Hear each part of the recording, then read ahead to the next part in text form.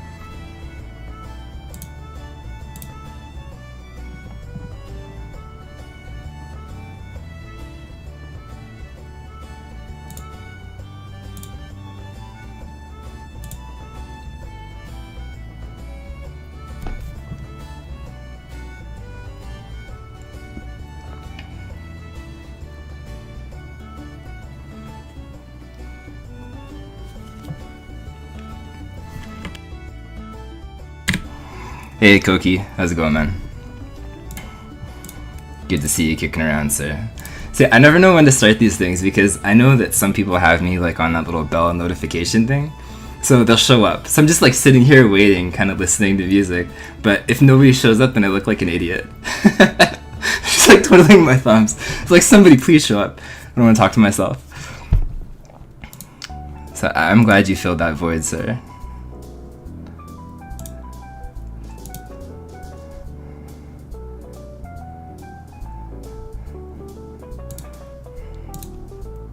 And we nailed it too. Like, I said that I was going to be doing this at 11 and I started right at 11. So it can't get much sweeter than that.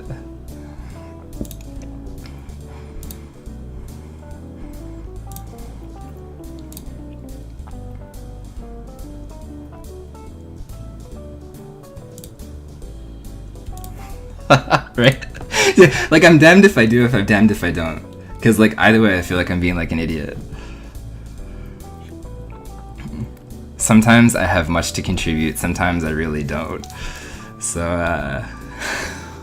I don't know. I think I'll just be quiet next time. Won't say anything. And give it a couple more minutes, I guess. We got some funky tunes now. As you probably saw in the very first podcast, it was like the same song looped for like an hour. So we learned from that.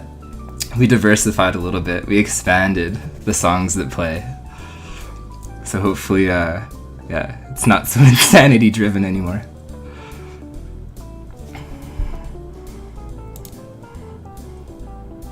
Alright, I want to go back here.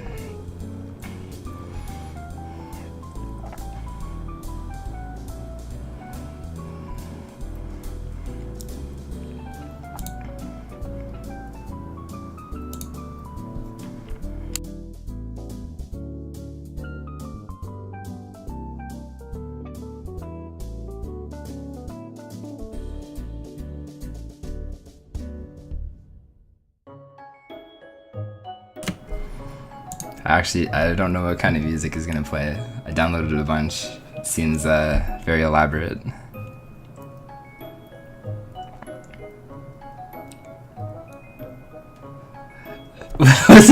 Was it from Kickstarter? I don't even know where it was from.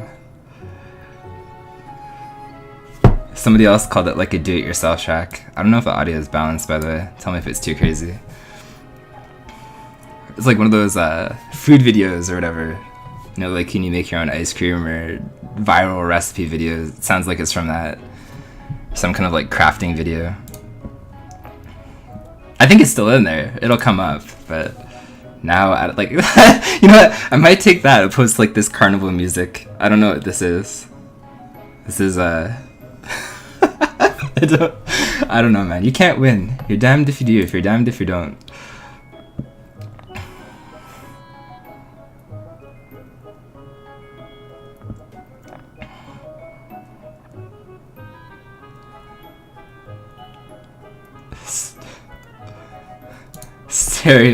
Stereotypical guitars. Oh, things, not strings.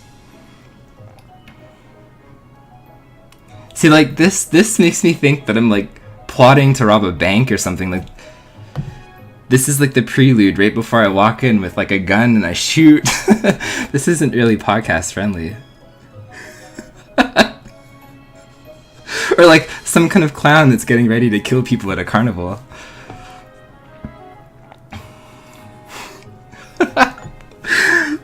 You can't win. You can't.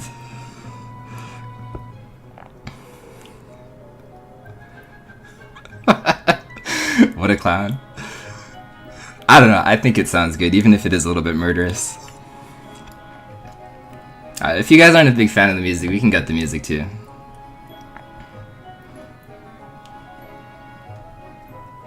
Yeah, there's no Batman here yet, Cat.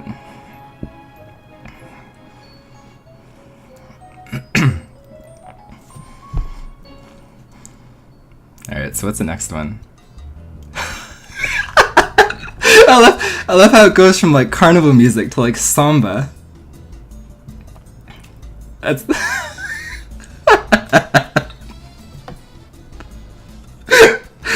oh my god. What diversity. Hey, Cyphern. I think we'll kick things off here. It's good enough that I'm not talking to myself now.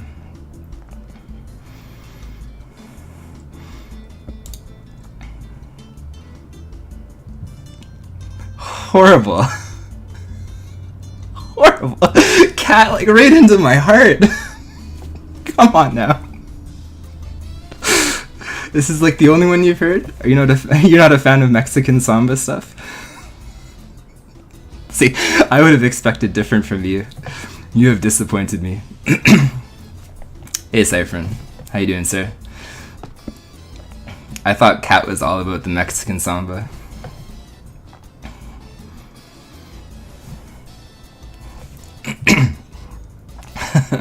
Not quite.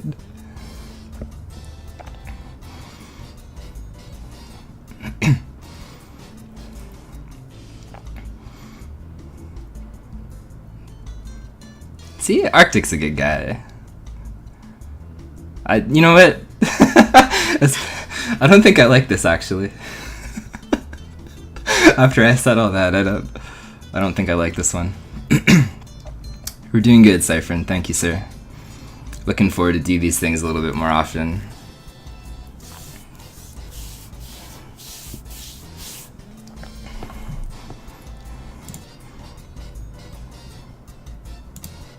Actually, I had a lot of fun the first time. But I think going forward, it'll be a lot more funner for me. Flip-flopper. I'll change my name to that after.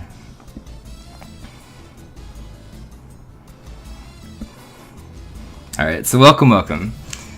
I think today, I need you guys to arm yourselves with fire and grab your pitchforks, because we're gonna go kill a monster. It's a pretty cool monster. You know, it's on par with like Dracula and Frankenstein. But we don't have to go far, because it's on Twitch. And that monster is called the Vodcast. Oh man, I don't know what I think about the Vodcast yet. But I don't know. You tell me, what do you guys think of it? Because I have quite a few opinions about that.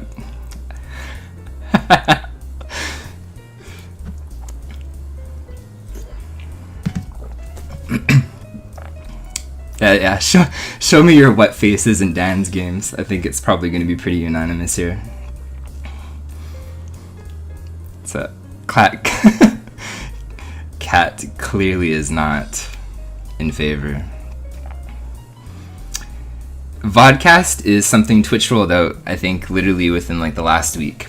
And basically, it's a little bit different from video on demand. But it allows you to upload a video that streams live automatically. But there's no interaction from the streamer. So it's kind of like basically like an old replay or something. So the only really big difference between Vodcast and video on demand is it's live. And if you have people that are actually watching it live, they can interact with chat. So that's like the really big difference. Otherwise, it's basically like an online video on demand. So instead of being kind of like a singular thing where you go and you look at it, you can enjoy it with other people. It's kind of annoying and cheating the system. So have you guys noticed anything that's good in terms of viewership with vodcasts? Like, obviously I don't follow everybody that everybody else follows, but in terms of the people that I've noticed that are using them, they get like 0 views, sometimes like 1 or 2. Sometimes there's a couple people that watch it, but I was literally creeping specifically the retro page in the last couple days. Anybody that had a decent amount of followers, there's like a couple people that had like 2,100, 2,300. They had vodcasts playing, 0 views. The most popular guy that I found that was running a vodcast had 12,120 followers. His channel had 2.1 million channel views. I stalked him live when he was actually broadcasting live, and he had about 200 people watching live. His vodcast had about 19 people watching. So at that point, you have less than 1% of your entire following viewership watching a vodcast. So I think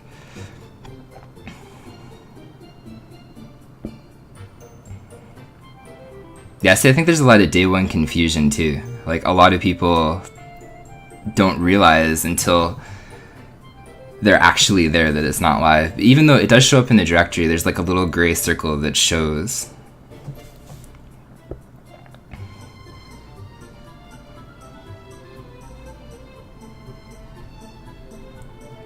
Yeah, most viewers do want the interaction. So I think, honestly, the idea is okay. Twitch is not bad. I think the thing to remember is Twitch is trying to support, and anytime they roll out like a new feature or anything like that, it's a good idea. I think what they did, though, it was probably really badly executed. Yeah, I agree with that, Arcade. But it was really badly executed. I actually don't agree with what you said about marathons, because if you think about it, like, I'm in a unique position where I own my own business, but like sometimes there's days where I literally work like 10 minutes, other times there's days where I work like all day long. But let's pretend for a second here that I had like the normal 9 to 5. I work, I get up or whatever, I come back, I eat dinner, and at the end of the day, I come back online. One of my favorite streamers is on. I don't follow that little bell notification for everybody, clearly, otherwise I'd be like drowned in Twitch related spam. So if I click on that little bell thing, I like you, you're a really good streamer, I want to be there when you are live. That's just kind of the way that I do that. I'm pretty sure most people do that too. It's not like you follow that little bell thing and get like 400 notifications every day. I think the first problem that I have with the podcast is it alerts that bell thing. And it's actually made me unfollow a couple people. Oh man, this is like Western. Shit, we're good now. I could die to music like this. But yeah, I've actually unfollowed a couple people that have that enabled because it starts spamming my phone, it starts spamming my tablet saying they're live, but they're not actually live. And I think I don't really agree with actually what you just said there, Arcade, because if I work a normal 9 to 5, you know, that's like 8 hours or whatever, I come back home, one of the people that I saw that was streaming, his vodcast was 14 hours of Final Fantasy 3. So what I have an issue with is you're asking me after 8 hours of work to come back home and spend the next 14 hours watching your playthrough of Final Fantasy 3. It's not going to happen. I'm not going to deprive my sleep, I'm not going to deprive my eating to see how you obviously finish that game. So that part, I think, on behalf of the user, it's kind of poorly executed right now because a lot of people are using it as like super long marathon things, and I guess it's a good thing, you know, if you catch it early on during the day, but most people, unless it's the weekend, are constrained to like work schedules and stuff like that. I do own my own business, yes. It's auctions and consignment, even though my background is in education, so it's a long story how I wound up there. But yeah, I do own my own business.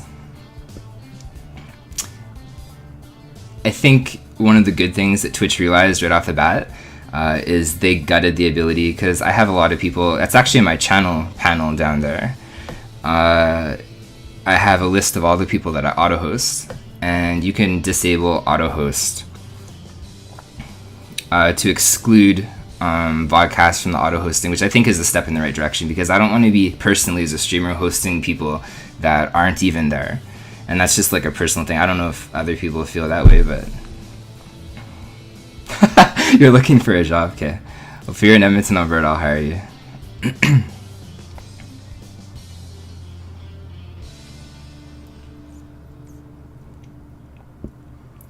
Yeah, actually, exactly what Kat just said. Why don't you like AutoHost? I don't mind AutoHost. I actually quite like AutoHost.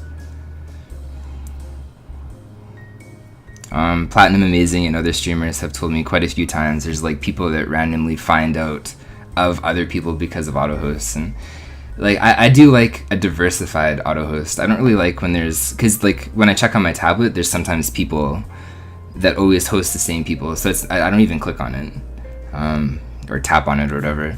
But sometimes when I'm looking on my tablet and I see like the hosting section or whatever, there's channels that I've never known about, kind of like the underdogs, the little guys, and I would have never found them unless somebody was auto hosting them.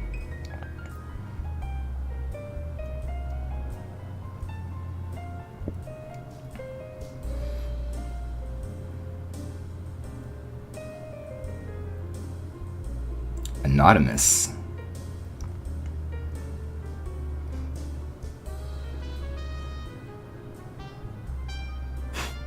Probably why it has auto in the name there.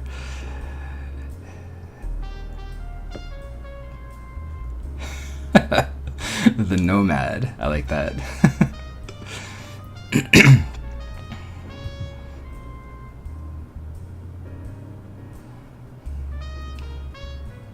Yeah, see, that's where I'm a little bit different. I'm kind of a little bit more secluded. Well, I guess that's not true, because I watch a lot of variety of things from Overwatch. As of yesterday, I'm so on the fence about Tekken 7, which, important news, you guys can talk to Kavik. Hiv and I played Street Fighter yesterday, and I think I was like 21-0 against him. He did not take a match from me, so you can rub that in his face next time you see Kavik, because I know we're kind of like a tight-knit community. You smack that in his face. Especially you, Cypherin. Bring that up. I know you talked to Kavik. It was like a blowout. Oh man. He did okay. Like, for people that don't know, I was like top 200 on PSN. So I've always played fighting games as long as I've played video games.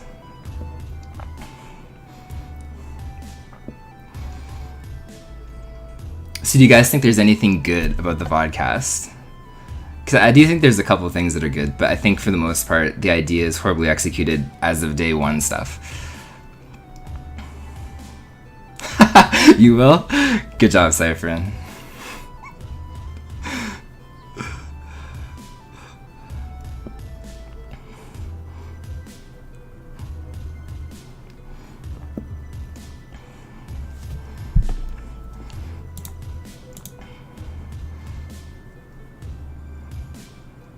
This one's not bad. I don't like this, or I do like this song.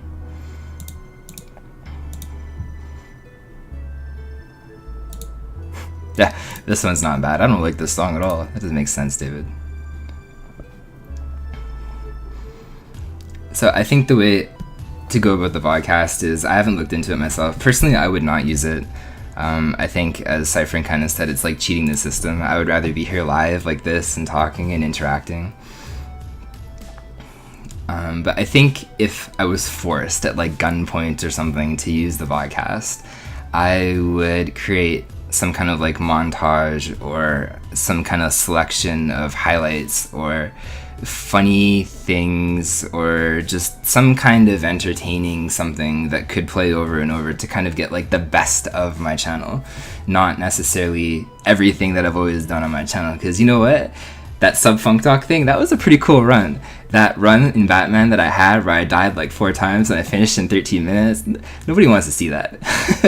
Like, there is a point where you have to cut quality from quantity, and I think most people, at least right now, from like day one vodcast stuff, they don't cut quality from quantity. They just tons and tons of stuff they upload, and it's nothing special. And I think if people focused more about the quality, maybe the vodcast could be a good thing, because then you get kind of like a sneak peek when the streamer isn't online of what a channel could be like, or what the streamer is like from a personality perspective.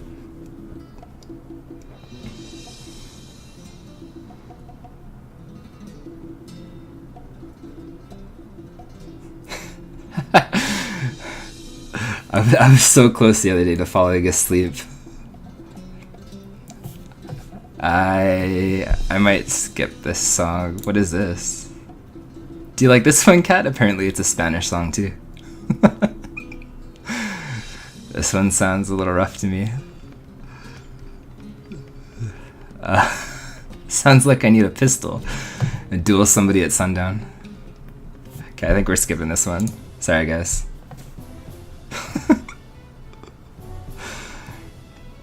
See you switch to comedy highlights. Yeah, I think that's the way to go. And I think the only other positive about the vodcast is if you actually have a community that's willing to watch it, they can interact in real time with each other. Because obviously the previous VOD, like the video on demand system, there's no interaction. It's a very singular thing. It's very private. You check out somebody's VOD, you're the only person there. There's no community around that at all. So that's like the only other thing. So I think if Twitch should have done anything, maybe they could have expanded the old VOD to include like a community aspect, instead of creating a new vodcast idea where it kind of segregates the two. Because it doesn't make sense that there's two. Like, there really isn't a whole lot difference-wise between the vodcast and video on demand, other than you have control, I guess, of what you put up there. And that's basically it. It's like an interactive thing. It's very bare bones right now.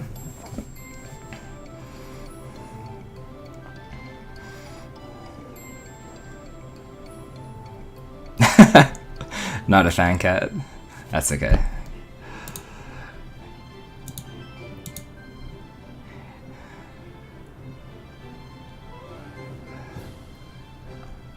Part of me, I don't know. I do like the music, listening to it when I talk, but at the same time, try the next one or something in silence to see how that goes.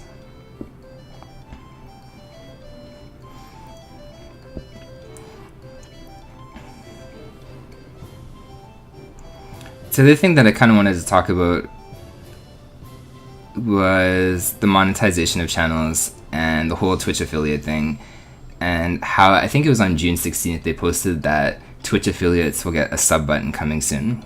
So that means people can subscribe to your channel. You get one emote. I think like actual partnered channels get something like 50, or I don't know. I have to look that up again.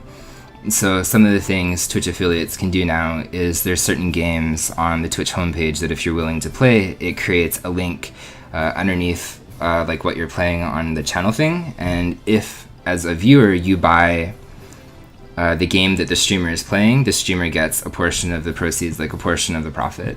There's also ads that you can run on your channel in terms of commercials. As I said, there's the subscription model.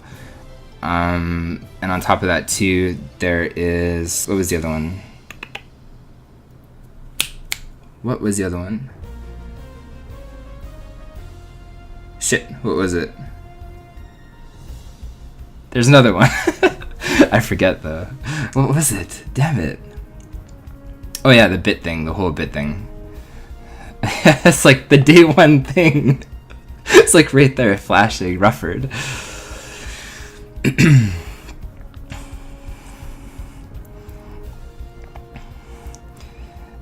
So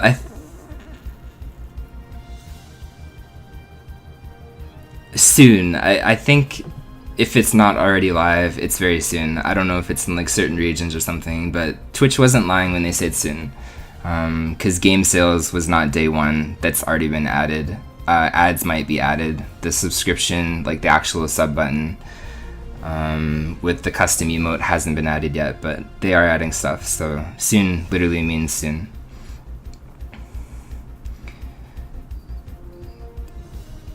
I'm kind of split.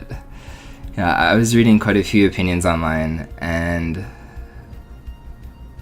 I don't know what I think about the affiliate thing. I think it's very easy to get affiliate. Probably too easy, actually. I think maybe the restrictions should have been a little bit stricter. just to separate people that stream regularly and stream with good content. And as long as you're providing good content and regular, like, I don't care. But maybe it should have been a little bit stricter, I think. I am very interested going forward after they add a sub button, because I've already seen random things, like random streams, random people that I follow that handle the bit thing a lot differently than I think I would. I don't... Really, you guys? I'm surprised. Really?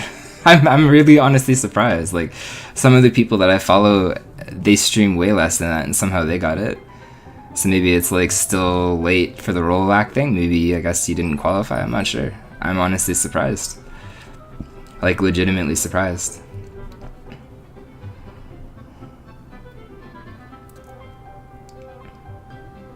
Because I don't stream anywhere near 20 to 30 hours in like a week, I think. Like, literally, I stream once, usually once a day. Usually it's like 40 minutes to like an hour a day. And somehow I qualified for it. They do take concurrent views into the stream. I think you need at least 5 viewers average per stream. I'm pretty sure that's what I read a long time ago. And you can check your viewership from the dash panel. I don't know if you knew that. Like, Twitch had a really bad system when it came to like statistics and stuff like that, but they actually updated it. It's not that bad. As of not even a week ago too, I think they overhauled it to have a lot more in-depth information about viewer statistics and stuff like that, because before it was like so bare bones. It was actually really, really bad. But concurrent viewership is a thing there, Koki.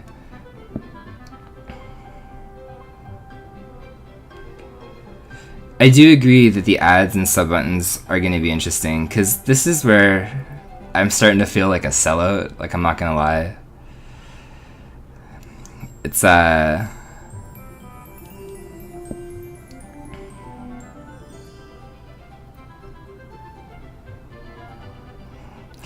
see, I don't know if you caught the first podcast thing that I did, Conra. Because I was saying that too, like, if there's anything that I did probably right, is I did have somewhat of a schedule. So when you jump all over the place, I think you do limit your viewership a little bit, because you're not relying on the people that are normally there in certain time zones to come and check you out. Because at least normally when I do, like, this is not something that I normally do during the day. Like, I think obviously most of you guys have me followed or whatever. You would probably see me online, what, like 10 hours from now? Something like that.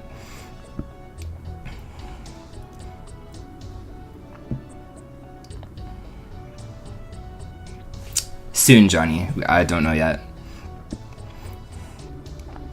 You have 2 streams? Honestly, as long as viewership is there, you'll probably get it there, Conra. Because I sometimes stream twice during the day. Like, there's nothing separating me from you.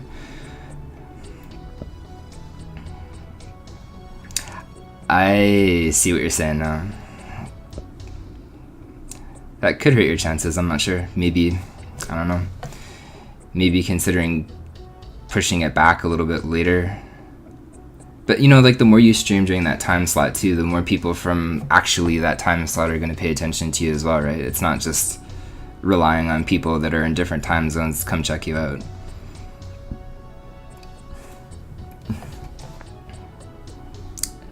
This song is called Tragedy.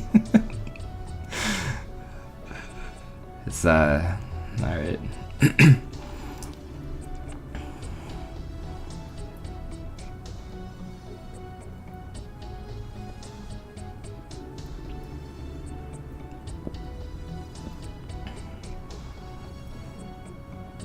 You are American or Canadian?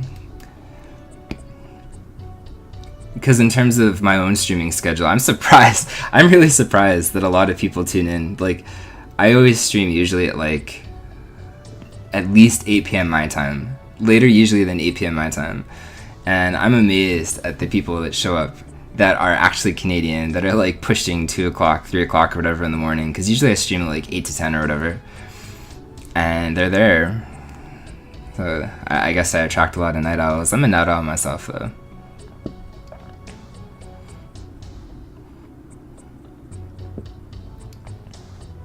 America.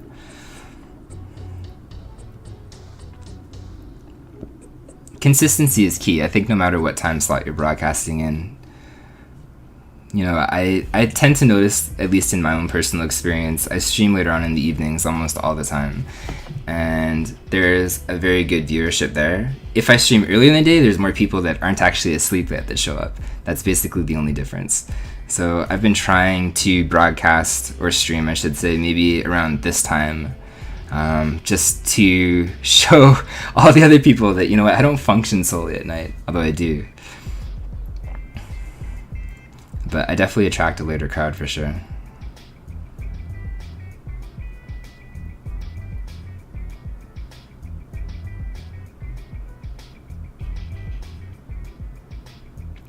Yeah, no, I'm in the same boat, Connor. I think from almost day one, I've had an evening schedule. It's just when I'm done work, that's just all kinds of stuff.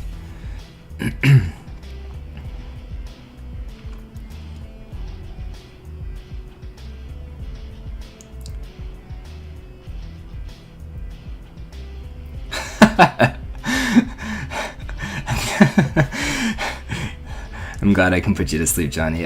You know what? I was thinking about that yesterday too. There is no reason. I did stream Batman yesterday with no microphone again, and there was no reason for that. I was thinking, you know what? I have Sub Funk Doc. You know what? We'll do it. We'll talk. And I was honestly tired, so.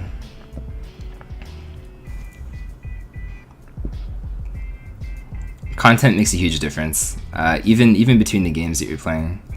Like, obviously, Batman for me gets one of the bigger viewerships. Random casual playthroughs sometimes is something different also. But, you know, like when I stream Turtles or something, not as much.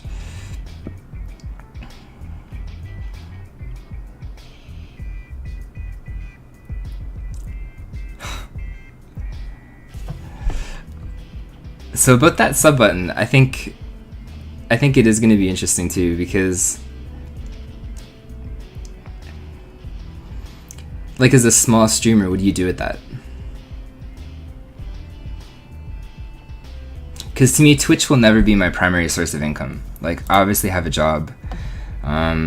Even if I didn't have a job, I would not rely on Twitch as a form of income. It's just not something I think ethically or morally I could ever do. I have to work, I have to do things, I have to have control of my finances. And I think that's the big variable for me is if you're going like into this Twitch thing as a primary thing, you can't rely on any kind of income. Right now, I have almost a fixed amount of income. I know what I'm going to earn each month, usually anyway. Sometimes, you know, it's like 5% higher or lower, but it's a different thing. Like, to me, this is always going to be a hobby because I can't imagine sitting here for like 10 hours a day playing the same video game over and over again. It's not for me. So I think I was amazed anyway that I apparently qualified for this affiliate thing. I probably, if I keep streaming with the growth that I have, eventually at some point would probably get a sub button. But at that point, I don't know what I would do because I feel conflicted, very conflicted internally, because at that point I want to stream more, but at the same time I don't necessarily have the capacity mentally to do that. Like, I don't think if you put me in front of Batman or something, I don't think I could feasibly play Batman for 10 hours a day. I don't think I could. I literally couldn't.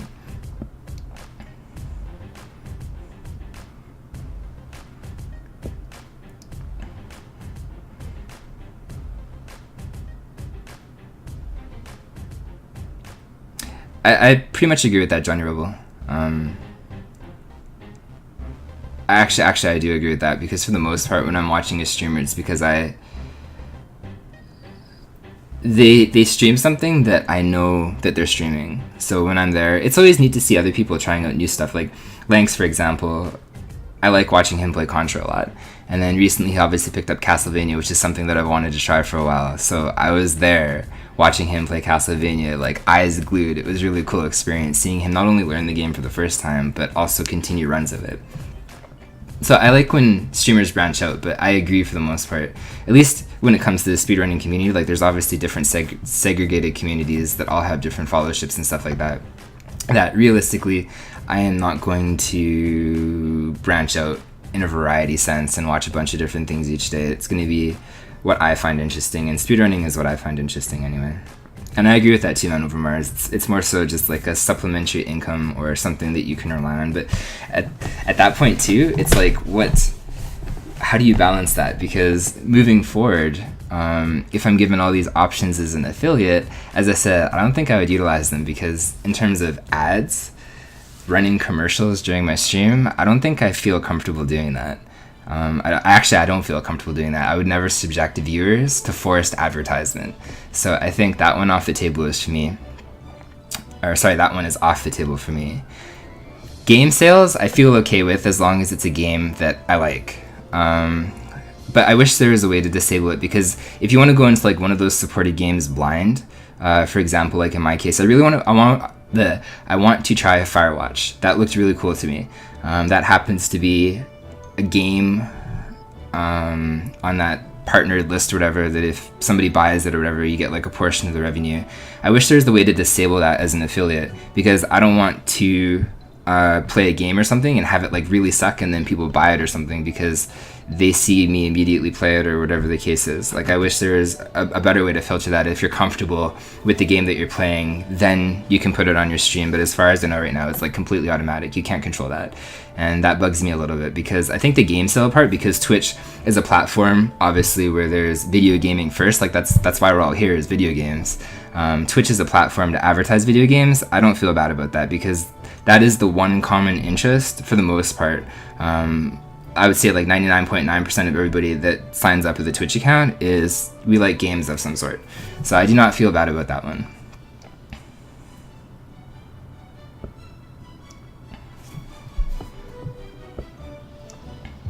You don't play the games you saw. Yeah, no, ads suck. I think we live in a very barraged world full of advertisement.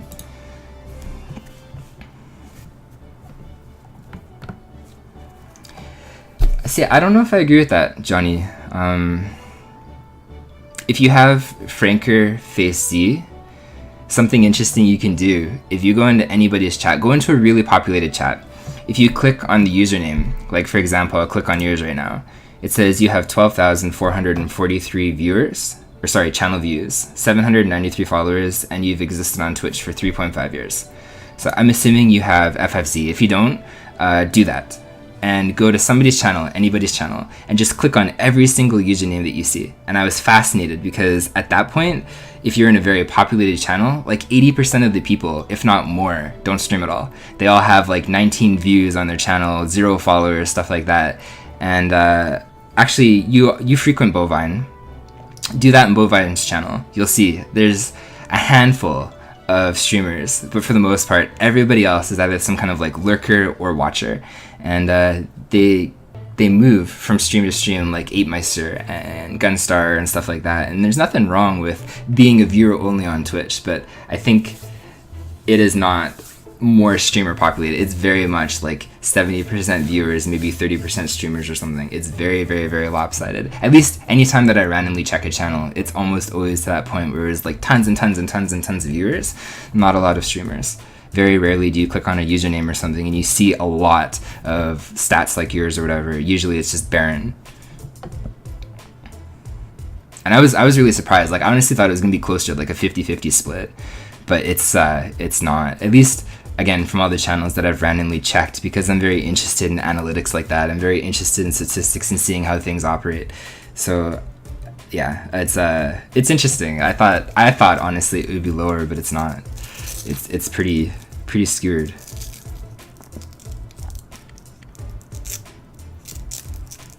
Yeah, ad block is a thing too. Like, I have ad block on Firefox. I don't think I would ever disable it. I haven't since I started Twitch, and you know, maybe if I really, really, really liked a streamer and he or she wanted to run commercials, I guess I would. I don't know. Like, there is times I disable it if it's like a charity website or something, but Johnny is not just a statistic. I'm sorry, Johnny Rebel. Please forgive me. You are not a statistic. You are a person. I take that back. But you know what I'm saying. So one thing that I kind of wish that they did more of or I think that I would do more of, and I'm going to be very careful how I say this because it's just my personality type where I don't really talk about myself. Like, I think you could ask, actually, you could ask literally, except for one person on Twitch, anything about me. You might know that I own my own business. You might know that I have 2 kids. You might know that my name is Dave from Canada. Other than that, personally, you might not know anything about me. And I'm not a person that talks about myself. I'm not a person that feels like I need to share things about myself. So I'll word this somewhat carefully. But one thing that I'd be absolutely okay with, but I kind of wish there was more support for, is something like charity streams or things that were integrated more from like a charity aspect, because they did email me Twitch. It was like a mass automated email. You probably saw that if some of you guys are affiliates, about that Humble Bundle thing. And you could put it like a special hashtag in your channel stream. And then if anybody bought that Humble Bundle, which you should probably check out anyway. Like, I actually support Humble Bundle 100% of the way. I like what they do. And for those not aware of it, it's basically like PC games at a discount price, but all sometimes or some of the proceeds go to certain charities, and what charities are just, it's completely random. But I used to volunteer somewhere here, and it was called the Stollery Hospital, and it is a sad place to be. And it is so sad. Like, there's potential for me to just randomly cry on stream, because the things that you would see there, it's all for terminal children. And I feel both very humbled that I was able to volunteer there, but at the same time incredibly sad, because I remember like literally walking out sometimes and seeing families in like the cafeteria crying so hard because they lost a kid. And like at that point, what can you do? Like there's nothing that you can do. But if I was able to stream, you know, like if I had a really big audience or something like that, fundraisers for something where I could pick or, you know, have more integration, that I could pick certain charity or something to donate to, I would do that, I think, a lot more. I would feel very comfortable with that, and I would explain, you know, the proceeds and where they're going and what the charity does and things like that. So I'm not opposed to that, but that's something that I don't really see. Like, I just see like Extra Life. But I think that's really the only charity support that they have built in through Streamlabs. Like, they don't have a lot of integration for anything else. It's always Extra Life. And don't get me wrong, Extra Life is good too, but I wish there was more.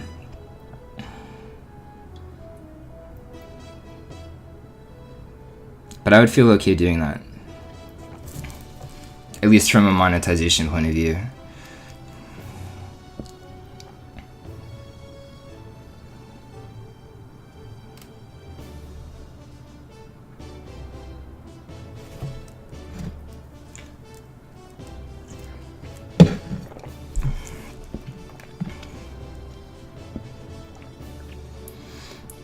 I think it'll be interesting too how people choose to balance that sub button as well.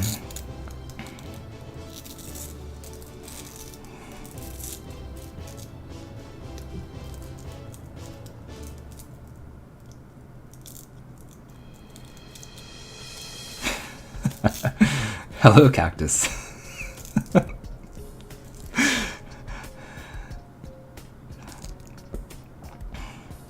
See, and that's something that I think that I want to start doing too, is, yeah, like at the end of the day, like I don't know how that works, but I don't know, just some kind of stream that I could do charity-wise, that I could give back to somebody, because to me, I would feel bad ever having like a donation goal or something on my channel. Like, I don't need money to buy a Dreamcast. That's why I have a job, and I can earn money myself to buy things myself, and I've always done that myself. I don't need that.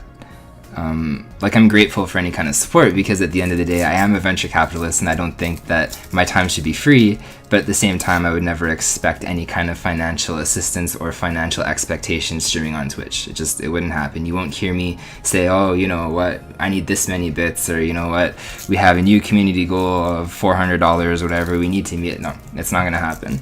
I can do that stuff myself, and I will do that stuff myself, and I do that stuff myself.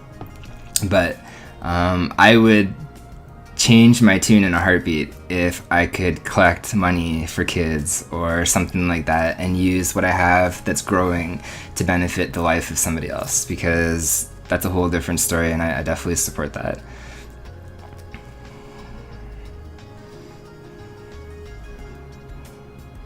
But in terms of how people that I was following originally handled bits, you can tell.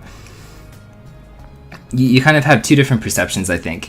You have somebody, when they become an affiliate, that becomes a little bit too money driven, and they think, oh, this is where all the big bucks are. And, you know, I guess to some people it is. You watch like a really popular Overwatch stream or something, I'm sure these guys are pulling like minimum $2,000 a day with all the subs and everything else that they get. So there is a lot of money. You can't deny it. Twitch is obviously $1 billion industry. But for like a small time streamer that just got affiliate or something, it's not gonna happen. I think through bits alone, like I've always been very candid. Like I would never hide anything. I think that's really lame to do. But I think through bits alone, this channel has had something like $171, and the donations below that, I have listed in the channel thing. So I think that was like another 70, so like 250 or something. And this is just stuff that randomly people gave me, so I'm very grateful for that. But I mean, that's nothing that you can survive off of for the most part. This is just them saying thank you. I think with the same mentality that I have, that if I donate, because I do donate to random people, that I'm thanking you for streaming or something. That taking time out of your day to do this, right, instead of chores or whatever the case is that you have to do during the normal course of a day. And that's exactly why I sub to certain people, because I like seeing their content. I do want to support them if this is a full-time endeavor for them. And if they want to make this their primary job, this is my way of saying thank you to them, because Twitch has replaced TV for the most part with me. Like, I don't really watch TV anymore. I randomly watch random things on Twitch. It's a good source of entertainment, and I do want to support these people that want to make it, I think, a primary interest, but at the same time, it's probably never going to be a primary interest for me. So moving forward with that sub button, I think it's going to be a very interesting balancing act, because I don't feel that I'm worthy of a sub with how little that I stream. I think your money could go elsewhere, and I would probably persuade people to do that, because I wouldn't feel comfortable at the end of the day. So maybe if there's like a way to disable that or something, I probably would, until I have a lot more time to dedicate to it, because for the most part, really, I don't have a huge amount of time. I usually stream, like I can stream a lot during the night, but that's the downside to owning your own business, is the time that you get during the night is also the time that you get to work. And there's literally nights where towards the end of the night or something, I want to kick back and relax. I kind of want to stream, but at the same time, it's like, okay, you know what? If I stream today, this is going to cost me money, literally, because I'm not listing stuff, I'm not doing work, I'm not responding to emails, I'm not doing anything like that. So I'm in a unique situation where it's like I have to pick one or the other. And usually work wins, sometimes Twitch wins, but at the end of the day, I don't think I can make that switch over and make this a primary thing. It's not feasible with how much that I earn currently, and replacing that with like the $250 or whatever this channel has generated. So, but sorry, going back to the bits, which is what I was going to say earlier, is you see the two.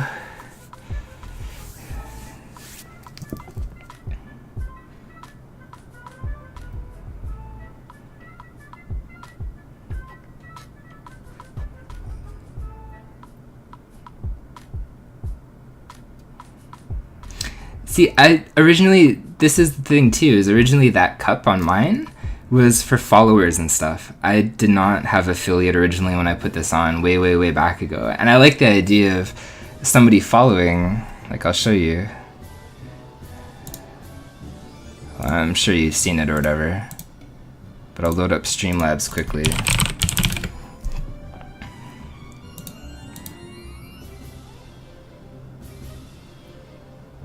You're a great streamer, Cookie. You're very interactive and good. So I would sub to you. You're worthy of it, I think. You're very funny too, but you do take a lot of time with your viewers. Yeah, so we'll repeat this guy. This is all the cup was a long time ago, was it drops that little thing into the cup.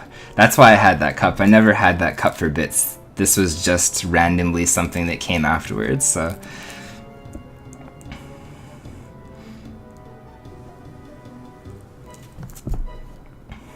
Hey Denzel, how you doing, sir? We're doing pretty good. Listen to carnival music, kicking off this podcast thing apparently.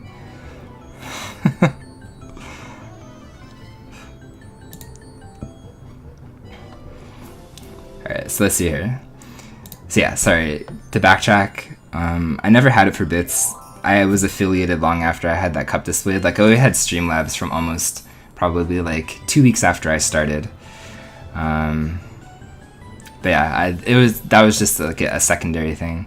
So I like the idea of followers being dropped into that cup, which, by the way, a long time ago on Twitch, my avatar was my face, and for like 4 or 5 days, that follower notification, which has always been a Moogle, would come up, and then somebody would drop my face into a cup, and that horrified me. That horrified me so much that this cup was full of my face. So that is why Moogle exists now. I changed it. That freaked me the hell out, man. Oh my god. I did not like that at all. Hey, take care, Cookie. Thanks for dropping by, man. But yeah, that's the whole reason why that changed. You're the same way with freelance art. When I stream, I'm losing money. But at least then, like, if you're an artist, you can do both. I can't really stream myself working, but at least when you're an artist, as you are, you can stream not only to generate interest in your own art, which you can just do that as you're doing it anyway. Like, I guess what I'm trying to say is there's no real difference doing that online or offline. Like, you have the choice to do it offline, but you can do it online too. And I guess I could stream myself working, but I think that would be quite boring, and I have to switch this song. This is not going to make it into the next one. I'm sorry, guys. That's too distracting and weird.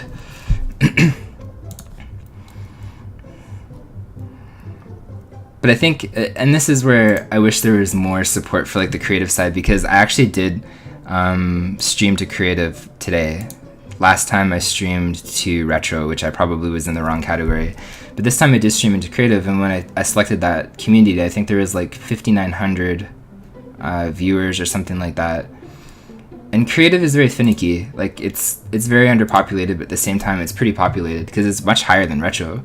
But there's a lot of different people doing a lot of different things, from like body painting to all kinds of art creation to like digital art creation, and it's really hard to stand out. So I can imagine that being a thing, being an artist, because if I painted or something, I don't imagine people to show up unless I'm like really good. And you are legitimately really good. Like, I like your art a lot. It is very, very good. But at the same time, like, how do you go from being a brand new channel and grow yourself specifically in the creative community, because that's pretty hard. If there is, I didn't see it. You know me now, Vicat. I don't do, I just think. You should know that. I think out of everybody else in the world. If there is, I'll definitely stream the podcast next time. Is there? I can actually check that. Maybe we can change it on the fly. Let's see here. Is there a podcast?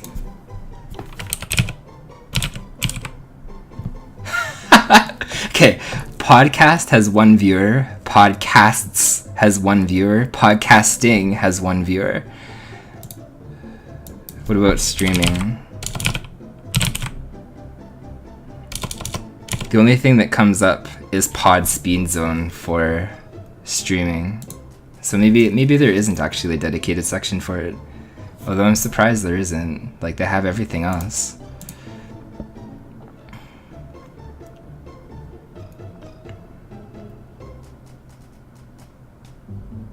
Could be talk shows, I'm not sure.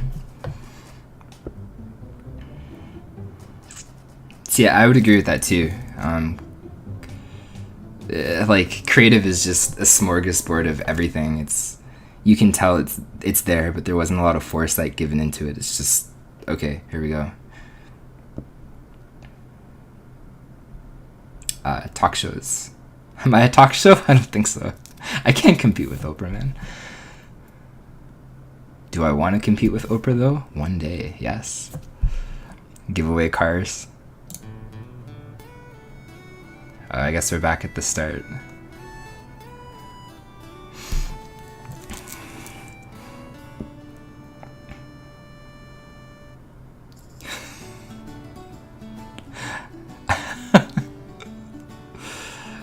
I will buy you like a Jeep. You'll get like some shitty Jeep from like 1986. Maybe something with like wood paneling on the side. Possibly recalled because it explodes. These are the kinds of cars they'll give away. I hope creative grows. That's one of the best. I think it's one of the most creative spots on Twitch. Like, that's why it's creative.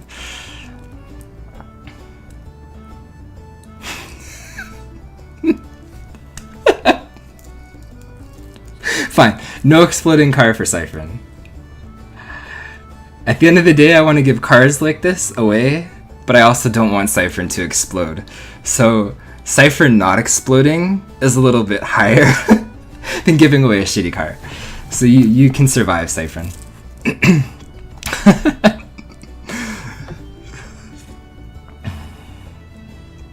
I think out of all the songs that I randomly downloaded for today, this one's my favorite too. Okay, so going back to the bits. You can see, I think, two different channel directives. When somebody becomes an affiliate, they either care way too much about the monetization of their channel, or they don't care at all. And I think I fall into the latter category, where if somebody wants to show support like that, no problem, I appreciate it, thank you.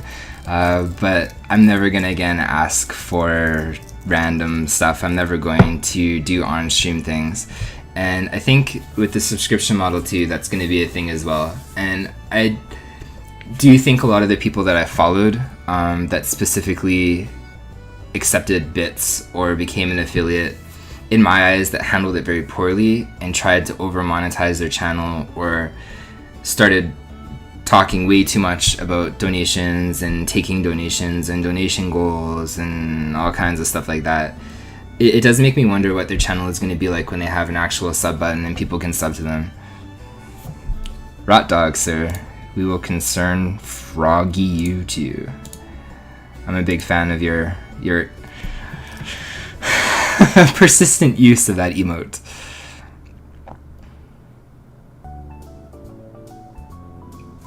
Actually, we'll give you like 3.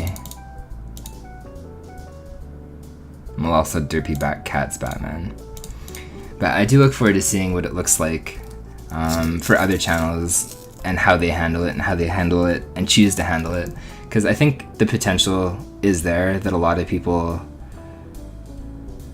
like, I don't want to call it a channel killer, but at the same time, I've been turned off of channels once they became affiliates with how money hungry and how money driven they've become, and I don't really like that mentality. Like, I know a lot of people have a negative mentality towards it, like myself, but at the same time, a lot of people don't care, like they just kind of block it out. But there is one streamer, for example, that I really liked watching. He was actually a pretty good variety streamer, and as soon as he discovered Streamlabs and donation goals, and as soon as he became an affiliate, he became way too money hungry, and I just kind of dropped him. I watch him what used to be almost daily to, I would say the last time that I watched him was probably like 4 weeks ago, maybe even longer than that. Like, it's so I think obviously adding a sub button to affiliates is going to amplify that a little bit, but I don't think it's going to take away from like the big channels. I saw some people writing about that, you know, affiliates don't deserve any kind of subscription model, and I think that's silly, because if you're somebody that's, you know, like Caleb Hart or something that has a huge fan base, and some guy like me gets a subscription button, I highly doubt in a million years everybody that frequents Caleb's chat is going to come over here and just dump Caleb. It's not going to happen. You're going to have your individual fan bases, whether or not you're an actual partner or an affiliate. That part's not going to change, I think. There's a lot to be concerned about. Just, you live life on edge all the time. Frightened by everything. Lots of frogs in chat. I like that.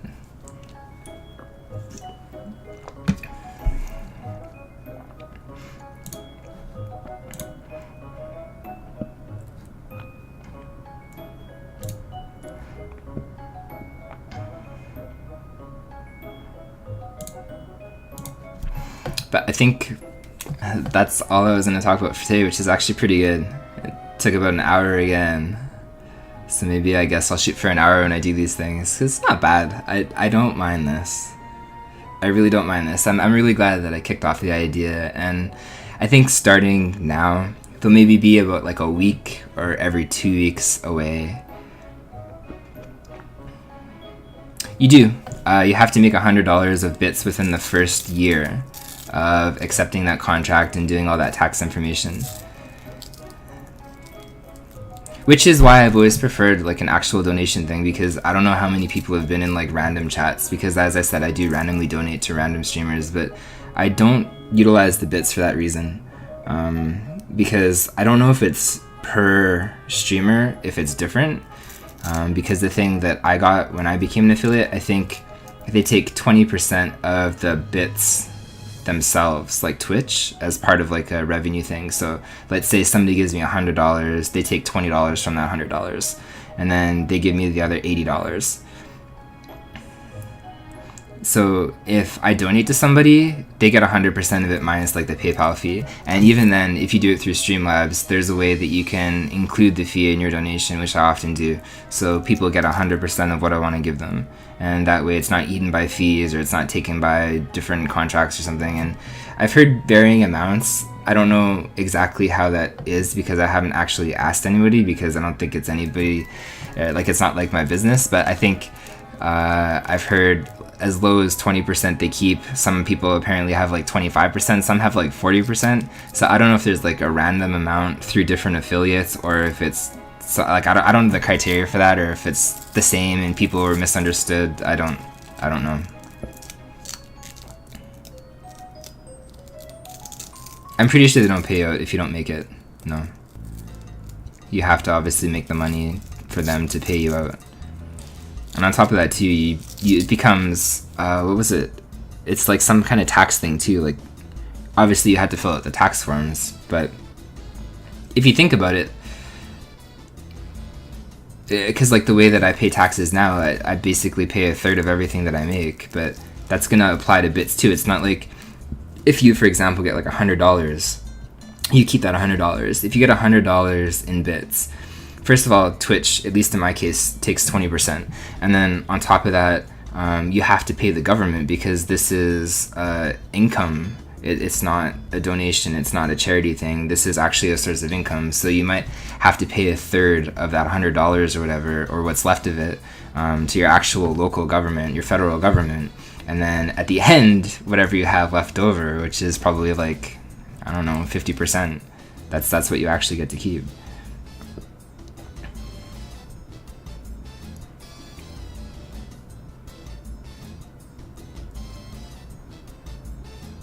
Which is why I said like I would never rely on Twitch as a source of income, because I do pretty good myself right now. Yeah.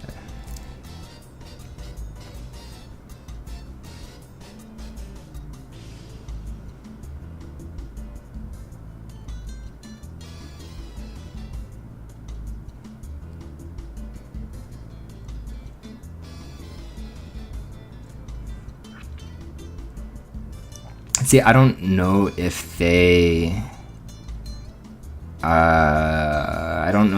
keep it or not. I would assume that they keep it. Like, I'd have to go back and look at the fine print and the contract and stuff, which I probably should have read. I did read it pretty thoroughly, because there is tax information involved. And I've never been audited or anything, but at the same time, I don't want to be audited. Yes, it is very variable, and that's what I was saying earlier. Like right now, I own my own business, I have a fixed income, life is good. I know exactly, for the most part, within a variance of like 5% of what I'm going to make in a month. And Twitch, if I decided to make like that a primary thing, I'd probably starve to death in the streets or something. Like, you might have a month where a lot of people donate or something, but at the same time you might have a month where there's like nobody, or if you switch your schedule, or if you switch a game that people follow you for, or like there's way too many variables involved. And on top of that, it's like an ethical and moral thing for me too, is I couldn't accept it. I couldn't.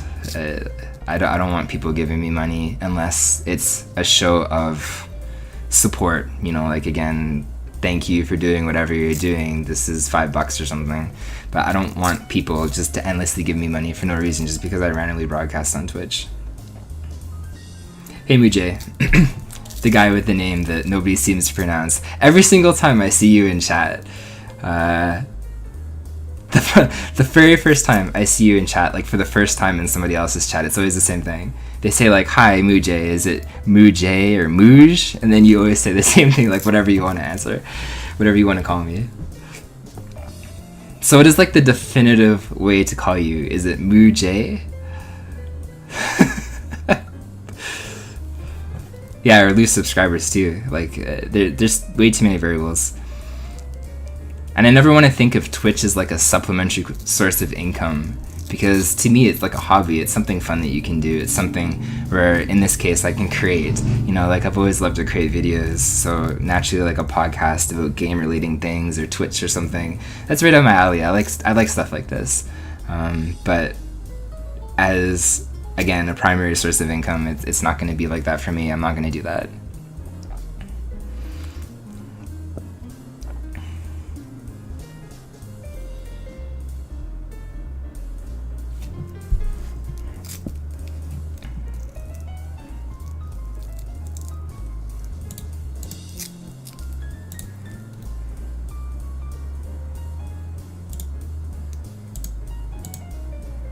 And I mean, that's not taking away from anybody that wants to do that. If anybody can monetize it, and if they want to make it, you know, a primary hobby, all the power to them. Obviously, different things work for different people.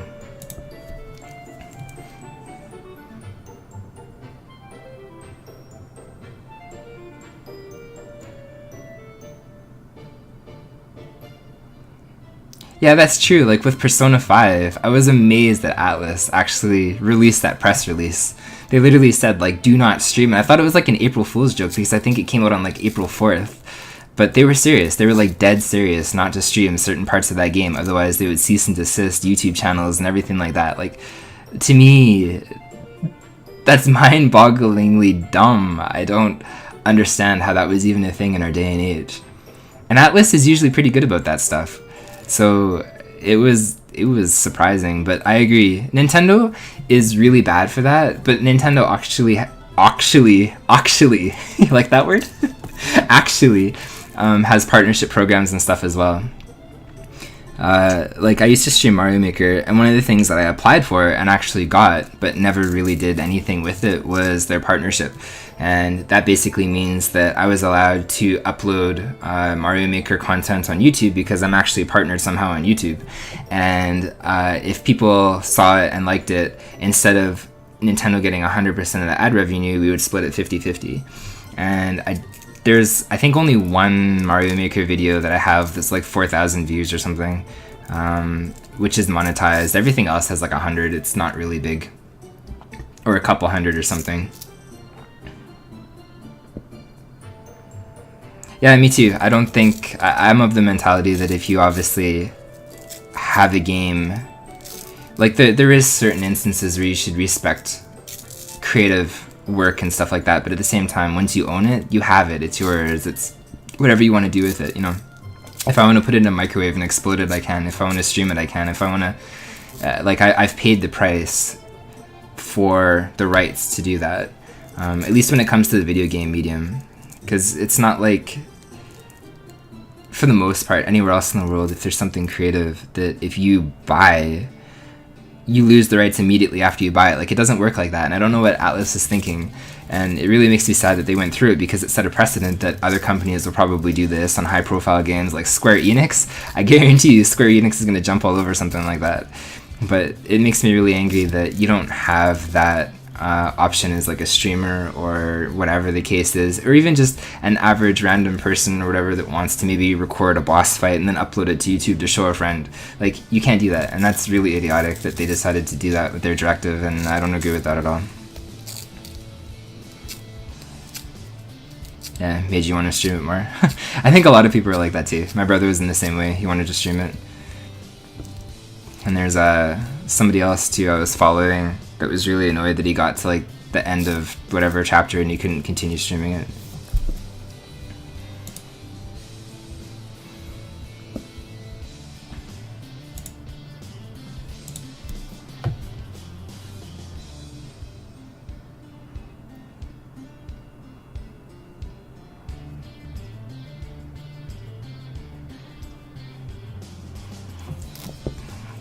But no, I think I'll wrap this up again.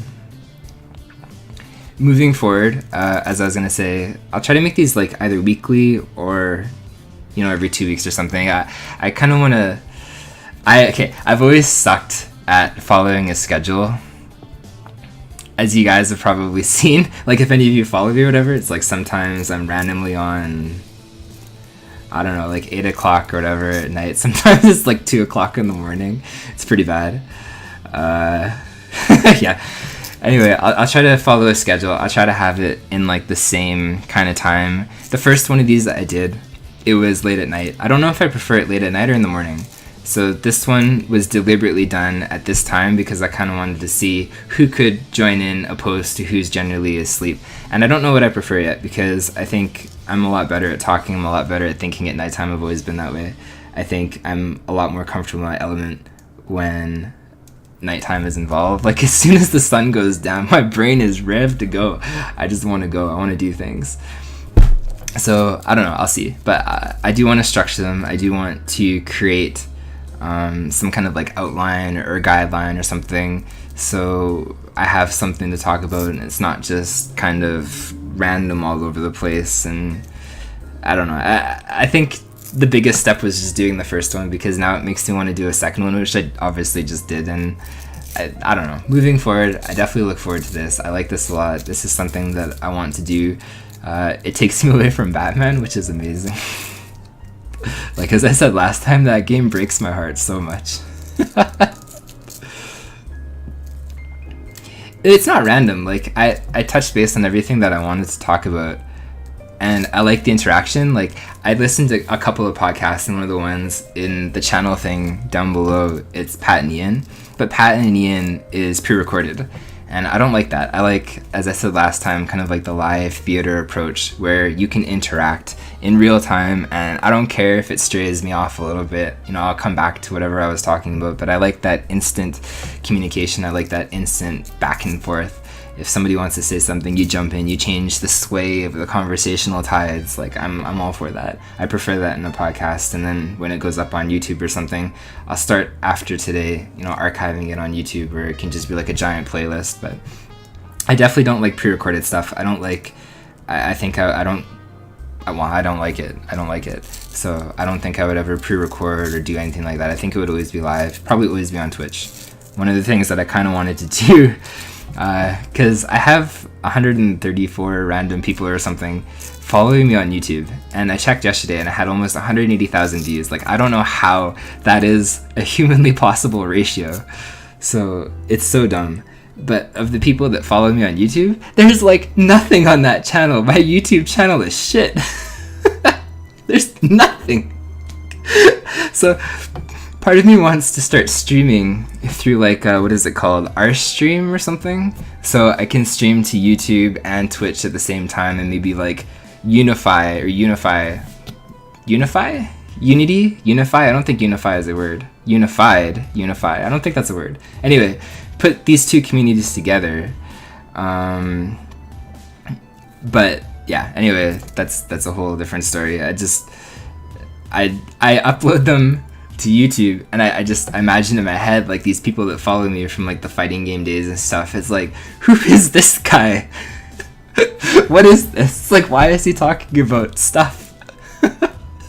Nobody knows why I'm there. Nothing.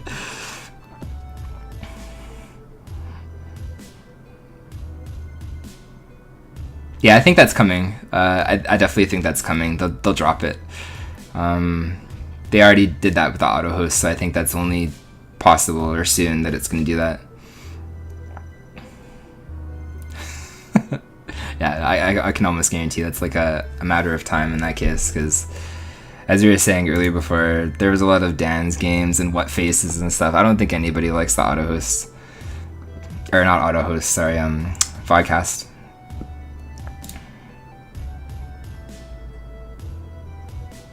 Auto hosting of vodcasts that was implemented. So if you go on your page and you select your list of auto hosts or whatever, there's like a new little tab thing where you can exclude people that are vodcasting, so that way you're not auto hosting a channel that's not live. So that was implemented, I think, on June 16th, perhaps, if I have my dates right. If not, it was like within the last week.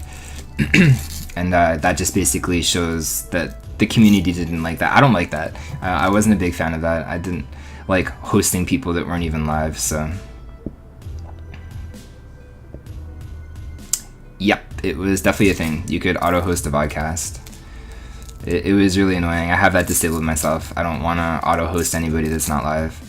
You know, at the very least, I'm almost impartial to vodcast. Like, I don't care for the most part. It's not something that I would watch, but it's certainly not something that I would support. But I don't want to host somebody that's not there. You know, like Twitch is such a social thing. Like, it doesn't matter if you're an introvert or an extrovert.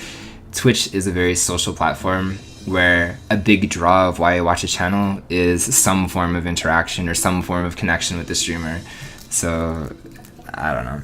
I wasn't a big fan of the vodcast thing. And hello, Apollo. Welcome, sir.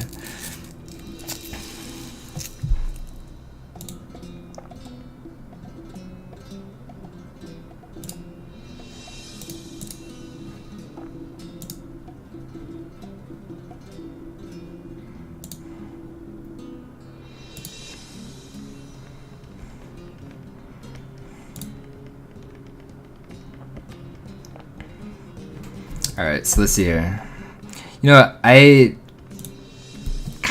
took today off. So I don't know if I'll switch to streaming afterwards. You guys are more than welcome to come back. I promise I won't use the microphone, I think, from here on out. At least with Batman. I promise I will, actually. So I don't know. What do I want to do? I think I'll go eat. I'll go get lunch or something. And then I'll be back at some point to stream.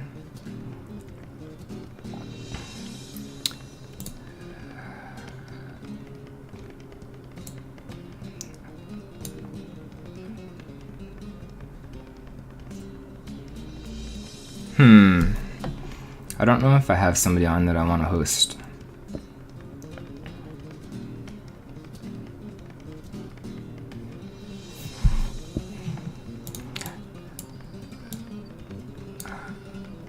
I guess we'll host Unicorn Sid.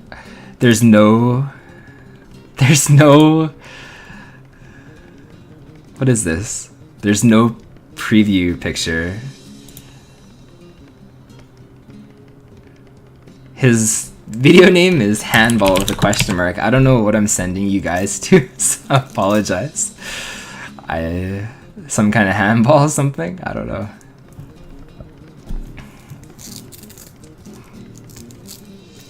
Vodcast auto hosting turned off. Thanks for the info, Davecast.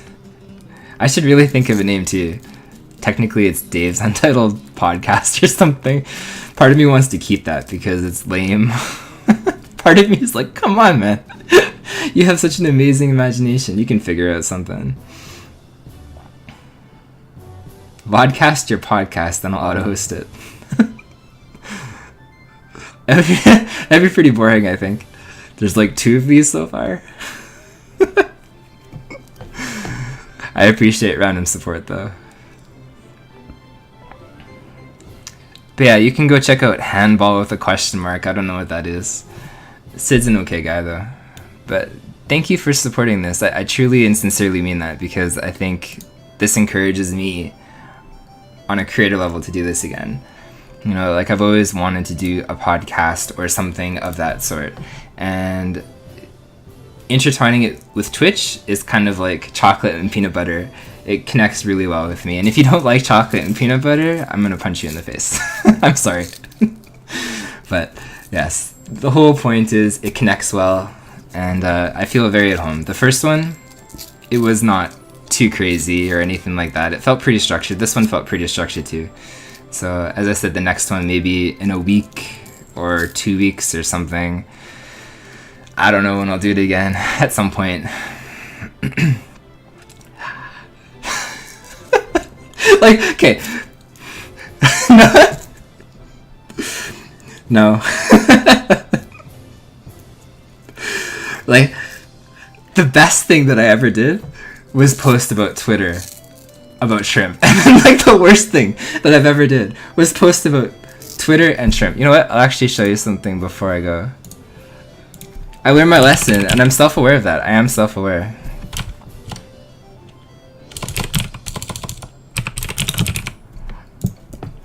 See? Look at this reply right here. See? See? Look at this.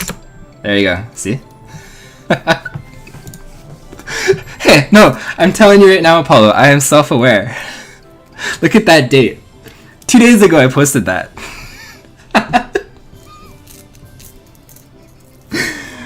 Oh my goodness. Is it bad breaks, man? Get out of here, dude. You've been here. Okay. For real.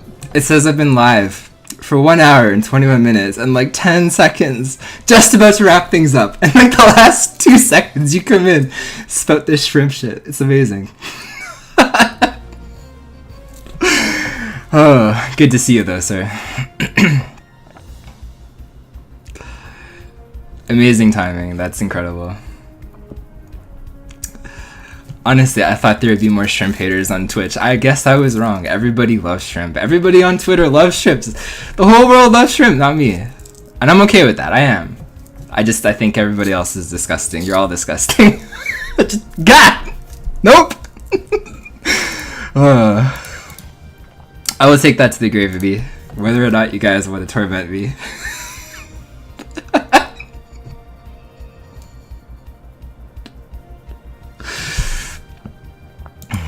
Oh my goodness.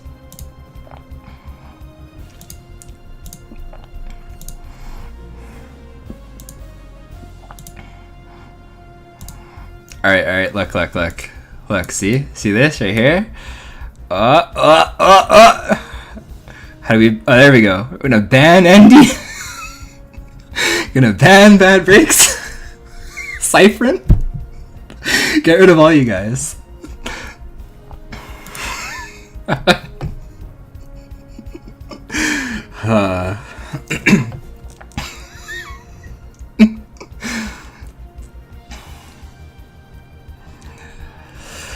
Oh, Andy. You're a good guy. You eat awful things. But yeah, you guys can go check out handball with a question mark. I don't know what that is. But thank you for stopping by again. I do appreciate it.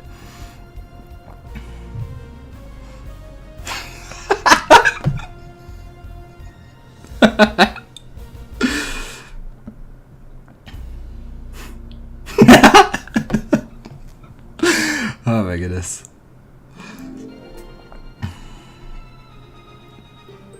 See, there's a paradox here. I don't get it.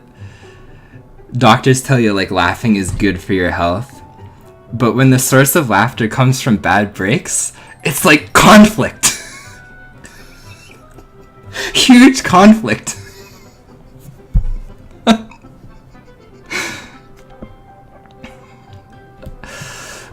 That made me wince. That's too much shrimp, Cypher. It's just, no.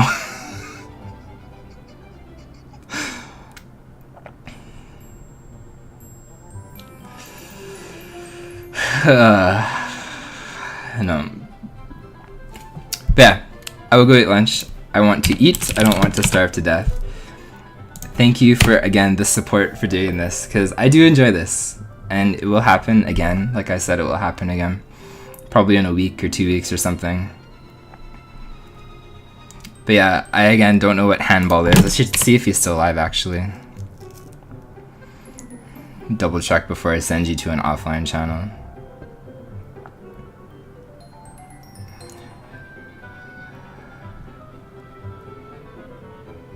You know what? Perfect. There you go.